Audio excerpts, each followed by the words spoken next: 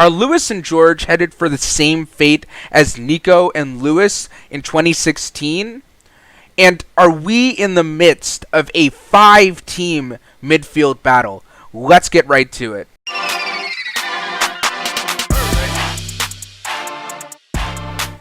Hello everybody and welcome to the weekend warm-up here on F1 Digest. I'm Mark, your host for the day. Tyson is out. Let's get right into it. So this weekend we are at the Spanish Grand Prix in Barcelona, back at the Spanish racetrack in Catalonia, Circuit Barcelona, Catalonia.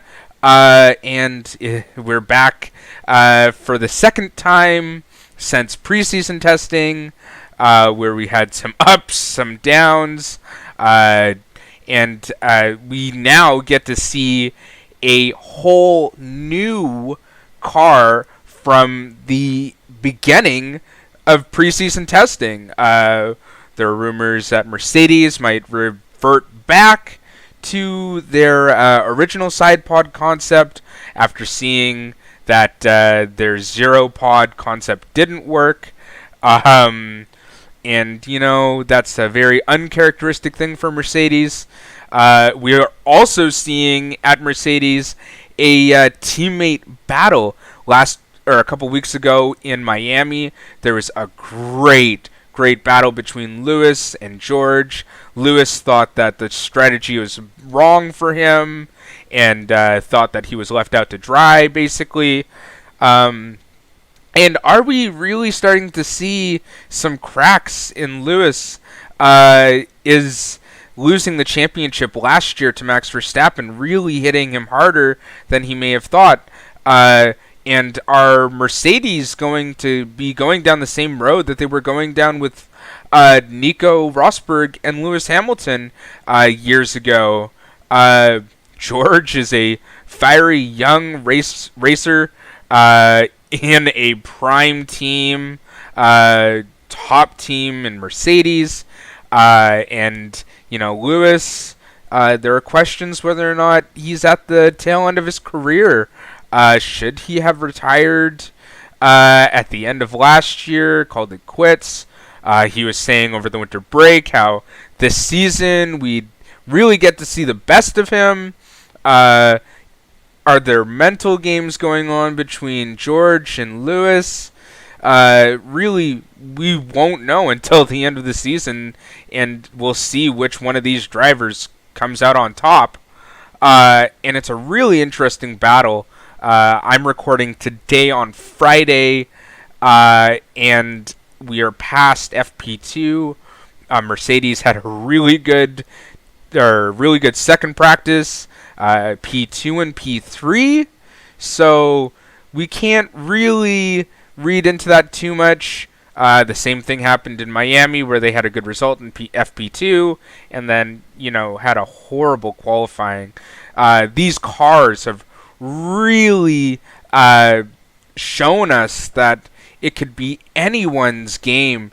They're kind of giving us more of a IndyCar style of racing this year, and I really enjoy that. IndyCar, for those of you who don't know, is an American open wheel racing series, and it's all spec cars.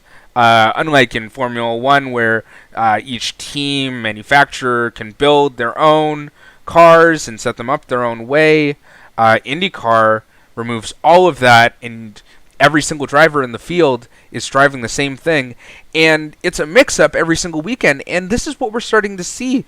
Albeit in the front of the field, we still have Carlos, Checo, Max, and Charles, and George, and basically just those six drivers, basically, in the front.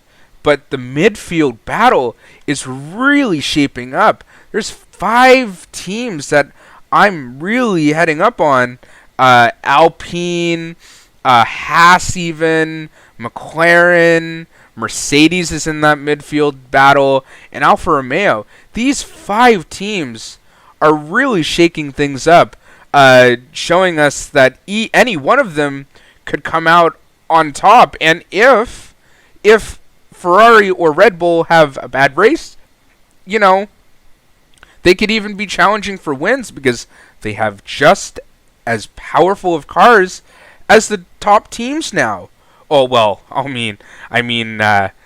powerful in comparison when you're racing without the top three, in Max and Charles if they DNF for whatever reason. Just like how we saw in Italy last year when Lewis and Max took each other out, McLaren ended up winning that race. So if we see any more mishaps from the front of the field, albeit a uncharacteristic mistake from any one of the drivers, Alfa Romeo could be on for a podium, Haas could be on for a top 5, Mick Schumacher could score his first points in Formula 1. It's really shaken up, and there are a couple teams that should be in the midfield that haven't gotten there yet, and those would be your Aston Martins, your Alpha Tauris, maybe Williams, albeit they've been scoring points not consistently this season yet, but Alex Albon has been doing a massively good job, and dragging pace where pace shouldn't be found. And this midfield battle is just ridiculously close. It's really too close to call who's going to come out on top in best of the rest. I would even say third place this year would be best of the rest, because P1 and P2 in the Constructors' Championship are just miles and leagues ahead of the rest of the field. And those points gaps are quite large. I'd like to thank you for getting this far in this pod. I'd love to see you guys over in our Instagram, our TikTok. If you like this, hit the like and subscribe button. Please, it would help us out so much here at F1 Digest. We're just getting off the ground. Tyson and I put so much work into this. We'd really appreciate you guys, and we really appreciate those of you who make it this far in our videos. Thank you very much, and we will see you at the end of the weekend to wrap it all up on Sunday. Thank you very much.